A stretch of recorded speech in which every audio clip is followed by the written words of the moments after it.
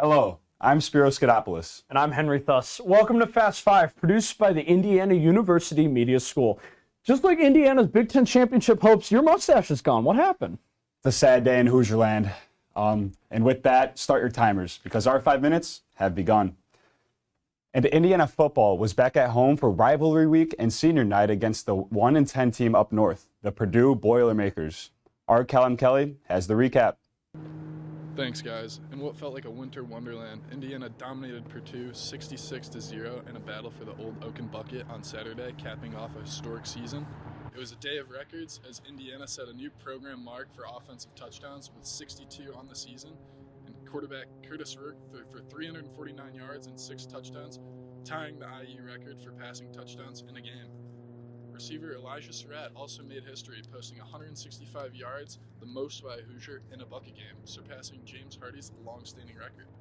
But it just wasn't the offense shining. Indiana's defense held Purdue to just 54 yards through the air and a staggering 13 on the ground. Linebacker Jalen Walker was a standout, contributing 1.5 sacks, an interception, and a forced fumble. I mean, it feels special, but we never satisfied. It's just step one. We're getting ready for the college football playoffs. So I mean, we're never satisfied. It feels good. It feels great. But you know that this wasn't our mission. Our mission to go to the college football playoffs. You want another one? 2 more. A statement win for Coach Kurt Cignetti's Hoosiers, who end the season 11-1. Now the focus shifts to the college football playoff, where Indiana's future is in the hands of the committee. Back to the studio. After their historic 11-1 regular season finish, the Hoosiers earned an AP poll rank of number 9. AP poll rankings are not done until the end of the college football season with the conclusion of the championship. But with no shot at the conference championship, Indiana now awaits the college football playoff selection show. The selection show begins at noon on December 8th, airing on ESPN. Indiana men's basketball was in the Bahamas for the Battle for Atlantis tournament last week. Their final game was for 7th place out of an 8-team tournament. After losing the first 2 games of the tournament by a combined 44 points, they would face the Providence Friars. The Big East squad didn't pose much of a threat to Indiana as an early lead was never given back. The Hoosiers shot over 50% from the field with Renew and Mbako each scoring over 20 points. The Hoosiers beat the Friars 89-73 for their first and only win of the tournament to secure 7th place. Their next game is Tuesday in Assembly Hall at 7 p.m. against Sam Houston on the Big Ten Network. Everything looks good when you're making shots. And, I thought the ball moved and, it didn't get stuck. And our pick and roll play was pretty good as well as our post-up play. So it all went hand in hand. When you're making shots from the perimeter, it makes it a lot easier for our post-up guys and our pick and roll play. Indiana women's basketball was back in the lower 48 after their 2nd place finish in the Battle for Atlantis tournament. Sunday afternoon, they tipped off against Maine University. Similar to the men's team, the women's didn't give up the lead that they had from early in the first quarter. It got tight before halftime, but the Hoosiers were up 20 after the 3rd quarter.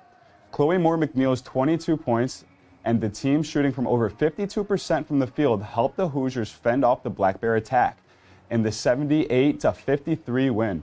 The Hoosiers are now 5-3 with their next game on Wednesday in Assembly Hall at 7 p.m. versus Southern Indiana. You could watch that on Big Ten Plus. Henry, is it that time of the week? It is once again that time of the week. Let's do it. Let's come over to the board over here. We have the picks of the week. It's college football. It is the most wonderful time of the year. At least it will be for half of these teams. The biggest week of the college football season so far is here. It's conference championship week. I've predicted the winners of every Power 4 and one Group of 5 conference championship game. We'll start with the Big 12 championship featuring Iowa State and Arizona State. Arizona State has been on a heater and is looking to lock in their place in the playoff. Give me the Sun Devils 27-24. Up next, we go to the East Coast for the ACC Championship.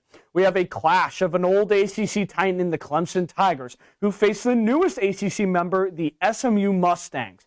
SMU is the most complete team in the ACC. I have them winning this game 31-27 in an absolute dogfight. Let's go west for the Mountain West Championship, where UNLV will be playing Boise State. Heisman candidate Ashton Jeanty will be looking to carry Boise State to the college football playoff. I think he gets it done with over 150 rushing yards. Give me the Broncos, 30-27. Coming home to the Big Ten, an undefeated Oregon will play a physical Penn State team. Can James Franklin show up in the big game in Lucas Oil Stadium? I don't think so. Give me the Ducks 34-17. Finally, we go south to the SEC. This is a massive game between two powerhouses, Georgia and Texas. Both teams will be coming off of close wins, but I expect quarterback Quinn Ewers to be the difference. Give me the Longhorns 24-17. That's it from the Heartland. I'll be back with my full playoff bracket prediction next week.